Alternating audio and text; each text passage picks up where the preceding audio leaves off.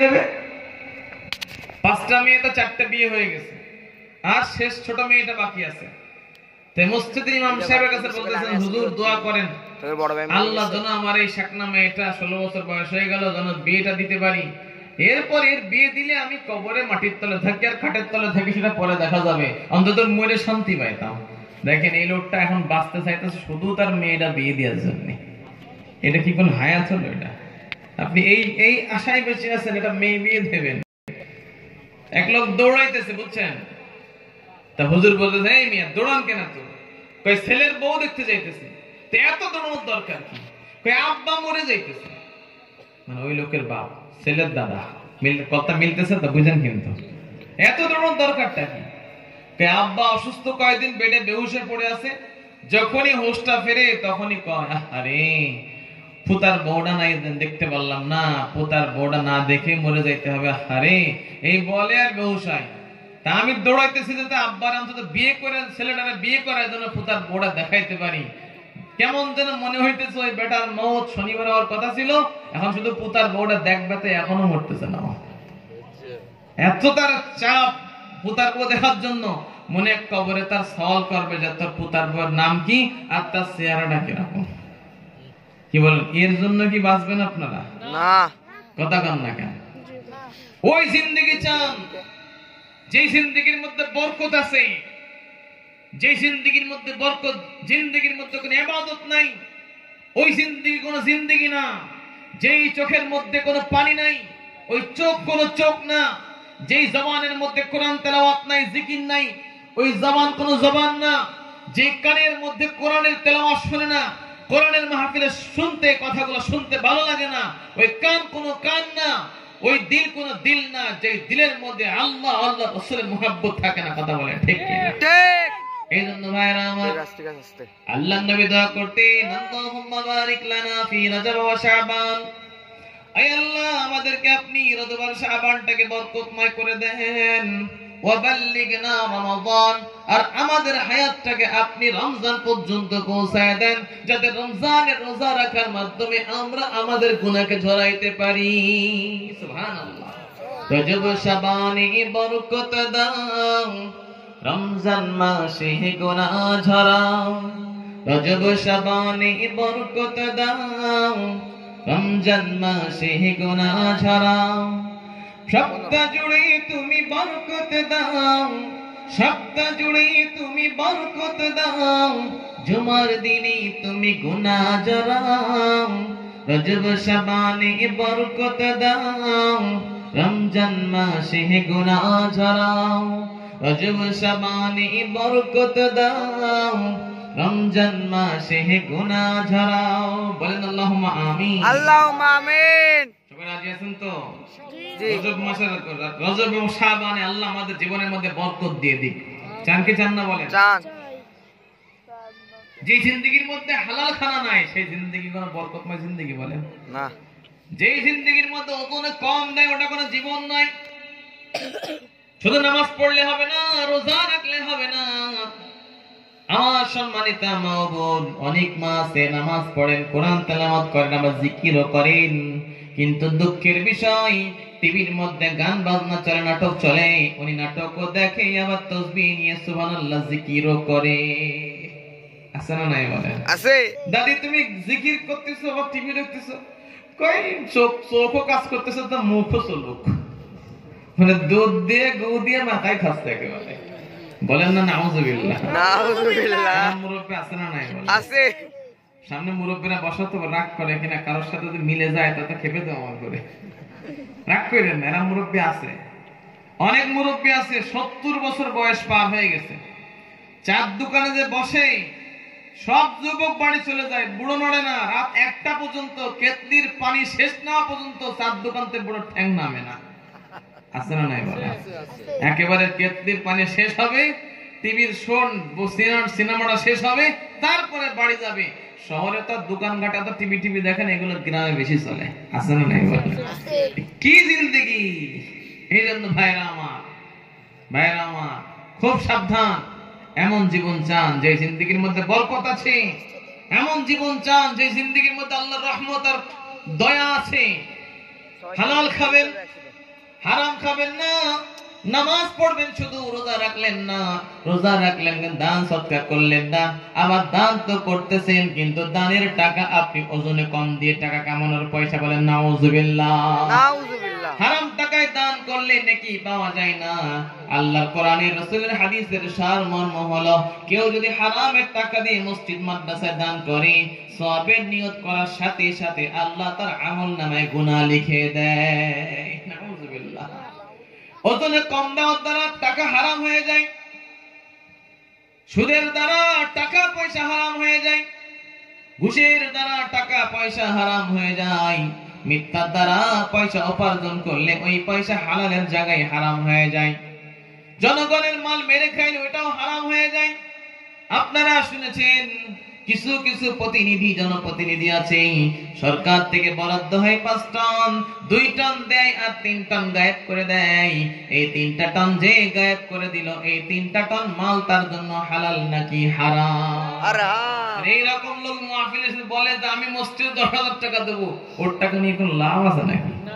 কথা কম না কেন, কোনো লাভ আছে নাকি? এই জন্য ভাইরা আমার, এই মাহফিল আমি যা বলতেছি, আমার আগে যারা বলে গেছেন, সারা জীবন যত কথাই শুনবেন সবই কিন্তু একই কোরআনের কথা। কথা ঠিক কি না? একই কোরআনের কথা, একই হাদিসের কথা, কথার মধ্যে কোনো পার্থক্য পাবেন না। শুধু পার্থক্য আমরা কথাগুলো শুনে কে মানতেছে আর কে মানতেছি না, এটাই আল্লাহর দরবারে পার্থক্য করে দিবে। ঘুষ খাওয়া হারাম, সুদ খাওয়া হারাম, এটা কি আজকে জানলেন না জন্মের পরের থেকে জানেন? কিন্তু মানতেছি না আমরা। নামাজ না পড়া যে কবিরা গুনাহ, এটা তো আজকে জানার বিষয় না, তো জন্মের পরের থেকেই জানি আমরা। কথা ঠিক কিনা বলেন? আল্লাহর দরবারে পার্থক্য হবে কে মানতেছে আর কে মানতেছে না। এই যে বারে বারে এত মাহফিল, এত জুমার বয়ান, এত তাবলীগের বয়ান, এত কোরআনের কথা চলতেছে, কিন্তু আমাদের ভিতরে মানার যোগ্যতা হচ্ছে না। আপনি সারা বছর শুনলেন কিন্তু মানলেন না, ওই শোনার দাম আল্লাহর কাছে 1 পয়সাও নাই। কথা ঠিক কিনা বলেন? এজন্য ভাই মানতে হবে। বারে বারে বলার উদ্দেশ্য হলো, যদি পানি পাথরের পরে পড়তে পড়তে পড়তে পড়তে পাথর যদি ছিদ্র হয়ে যায়, এতবার কোরআনের কথা শুনতেছি, আমাদের দিলের মধ্যে কি আল্লাহর মহব্বতের ছিদ্র হচ্ছে না? হওয়ার দরকার আছে না নাই বলেন? এই জন্য ভাইরা আমার, এই মাইকেল ভাই আর কুজু করে দাও, আমি কুজু বয়ান করতেছি। আর তুমি একটু দিলে বন্ধ করে দিচ্ছ, আমার কথা বলতে কষ্ট হচ্ছে। গজল বলে যারা আওয়াজটা দিলে ওই কাদাটা একটু স্লো করে দিও, ব্যাস ঠিক আছে। আপনাদের শুনতে কষ্ট হচ্ছে না তো ভাইরা? কথা বোঝা যায় তো? এই জন্য ভাইরা আমার, আল্লাহ নবী দোয়াটা করে গেছেন, আমরা ইনশাআল্লাহ এই দোয়াটা করব। আজকে থেকে শুরু করব, একেবারে রোজার চাঁদ দেখা পর্যন্ত এই দোয়াটা করতেই থাকবো, বলেন ইনশাআল্লাহ। এই রজব মাস, শাবান মাস, এটা হলো রমজানের প্রস্তুতি নেওয়ার মাস। আপনি ঢাকা গার্মেন্টস চলে যান, সিল্ক মিল আছে, কাপড় তৈরি হয়, চলে যান, ওরা দেখেন রমজানে যে কাপড়গুলো বিক্রি হবে, গার্মেন্টসে যে সমস্ত জামা কাপড় রমজানে বিক্রি হবে, তারা এখন থেকে বানানো শুরু করে দিয়েছে। কথা ঠিক কিনা বলেন? জিজ্ঞেস করবেন ভাই এখন কেন বানাইতেছেন? এখনো তো ঈদ আসে না, এখনো তো রমজান আসে নাই, ঈদের বাজার তো এখনো শুরু হয় নাই। বলবে ভাই আমার বিক্রি হবে তখন, নগদ নগদ বানায় দেশে বিদেশে সাপ্লাই দেওয়া সম্ভব হবে না। এই জন্য রোজা আসার 2-3 মাস আগের থেকে আমরা রমজানের প্রস্তুতি গ্রহণ করলাম। সামান্য দুনিয়ার জন্য যদি 2 মাস 3 মাস আগের থেকে সারা দুনিয়ার মানুষ ব্যস্ত হয়ে যায়, তাহলে আজ বাদে কাল মরে যাব, আর কোনোদিন ফিরে আসবো না। ওই আখিরাতের জন্য রমজান মাস আল্লাহ দিয়েছেন। সারা বছর যা ইবাদত বন্দেগী না করতে পারবো, এক রমজান ঠিকমতো আমল করলে আমার আপনার 1000 বছরের থেকেও বেশি নেকি কামাই হয়ে যাবে। এই জন্য আল্লাহ নবী রজব মাস থেকে প্রস্তুতি গ্রহণ করতেন। রজব মাস থেকে বেশি বেশি নামাজ, রজব মাস থেকে বেশি বেশি রোজা, রজব মাস থেকে বেশি বেশি তেলাওয়াত, রজব মাস থেকে বেশি বেশি জিকির, রজব মাস থেকে বেশি বেশি দান সদকা। এই নেক আমল যদি করতে পারি, তাহলে রমজান মাস আসার পরে আমার জন্য এই সমস্ত নেক আমল করা অভ্যাসের কারণে অনেকটা সহজ হয়ে যাবে। ঠিক কিনা বলে? আজকে যে সাইকেল চালানো শিখলো, এই মাত্র আজকে শিখছে, ও কি ঢাকার এই যে মেন হাইওয়ে রোড এরপরে উঠতে পারবে বলেন? যদি ওঠে অ্যাক্সিডেন্ট করতে পারে। কিন্তু যে 6 মাস চালাইছে, যে 1 বছর চালাইছে, বা কমপক্ষে 2 মাস, আজকের থেকে যে 2 মাস পর্যন্ত সাইকেল চালাইছে, ওই লোকটা উঠে সে চালায় এখান থেকে পৌঁছাতে পারবে। কিন্তু যে আজকে শিখলো, ওর জন্য কি চালানো সম্ভব হবে? একই উদাহরণ মেনে নেন। আপনি এখন থেকে নামাজের অভ্যাস করলেন না, এখন থেকে 5 ওয়াক্ত নামাজের পাশাপাশি 2-4 রাকাত নফল নামাজ পড়ার অভ্যাস করতেছেন না, এখন থেকেই দানের মাত্রা বাড়াইতেছেন না, এখন থেকে কোরআন তেলাওয়াত বাড়াইতেছেন না, এখন থেকে জিকির আজকার বাড়াইতেছেন না, শুধু শুনতেছেন রমজান আসতেছে, করতে করতে রজবটা পার হয়ে যাবে, শাবান মাস চলে আসবে, 1, 2, 3, 4, 5 তারিখ করতে করতে একটা সময় হবে শাবানের 28 তারিখ 29 তারিখ হয়ে যাবে। হঠাৎ শুনবেন আজকে রমজানের চাঁদ দেখতে হবে, চাঁদ উঠলো কিনা। যদি সবার শোনেন চাঁদ উঠে গেছে, তখন ওই মুহূর্তে কিন্তু আপনার জন্য 2 রাকাত বেশি নফল নামাজ পড়ার অভ্যাস থাকবে না।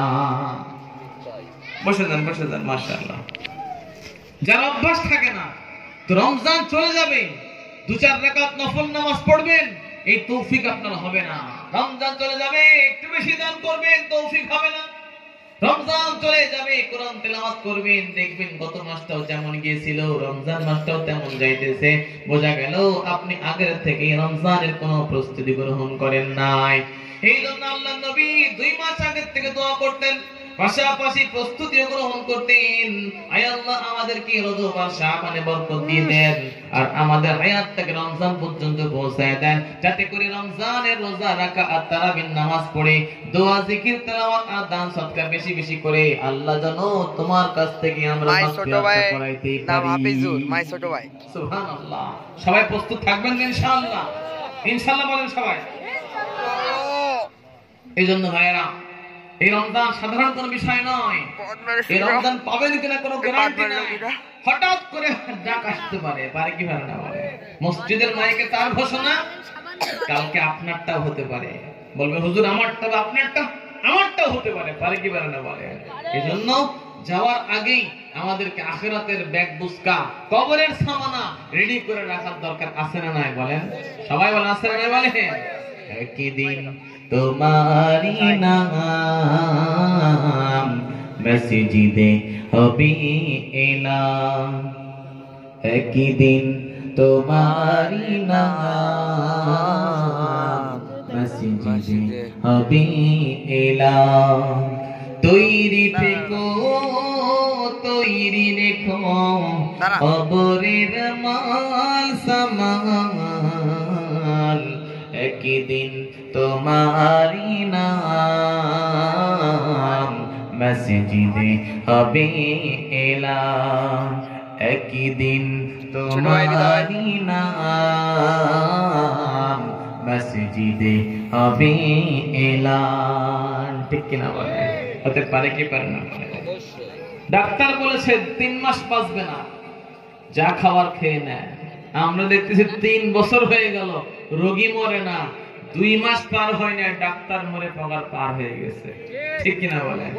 এই জন্য ভাইরা আমার, এই যে যুব সমাজের যুব কল্যাণ সমিতির উদ্যোগে মাহফিল দিয়েছেন, এখন থেকেই যুবকদেরকে প্রস্তুতি নেওয়া লাগবে। ডাক্তারদের জরিপ, আমাদের আলেমদের জরিপ আছে, সবথেকে বেশি দুনিয়াতে বাচ্চারা মারা যায়, তারপরে কিশোর কিশোররা মারা যায়, তারপরে যুবক যুবতী আরো কম মরে, বয়সকালে মাঝ বয়সের মুরব্বীরা কম মরে, আর যারা অধিক পরিমাণে বার্ধক্য হয়ে যায়, 70, 80, 90, 100 বছর হয়ে যায়, এমন মুরব্বীর সংখ্যা সমাজে বহুত কম। তার মানে তার আগেই ফিনিশ হয়ে যায়। কথা ঠিক কিনা বলে? রাসূলুল্লাহ বলেছেন আমার উম্মতি মা বাইনা 60 ও 70, আমার উম্মতের হায়াত হলো 60 থেকে 70 বছর, ওয়া কলিলুম মা ইয়াতাজাওয়াজুন, আর এর থেকে বেশি যারা বাঁচবে ওদেরকে হাতের আঙ্গুলে গুনে রাখা যাবে যে আমাদের এলাকায় 70 পার করে মারা গেছে এরকম 5 জন আছে। তার মানে 50 জন 100, 200, 500 মারা গেছে, সব বাচ্চাকালে, শিশুকালে, যৌবনকালে, মাঝ বয়সে 40 বছর, 50 বছর, 60 বছরের মধ্যে ফিনিশ হয়ে গেছে। কথা ঠিক কিনা বলেন? এই জন্য ভাইরা আমার, আমরা থাকবো না দুনিয়াতে, সবাই আসছি যাওয়ার জন্য, কেউ চিরকাল থাকার জন্য আসে নাই। কিন্তু এটাকে আমরা মেনে নিতে কষ্ট হয়ে যায়। আজকে শুনতেছি কথা, দিলের মধ্যে লাগতেছে কথা তো ঠিকই, এজন্য এখন থেকে আবার কালকে সকাল হয়ে যাবে, যেমন সারা রাত শিশির পড়ার কারণে সারা রাত ধরে ঘাসগুলা ভিজে একেবারে নরম হয়ে যায়, আবার যখন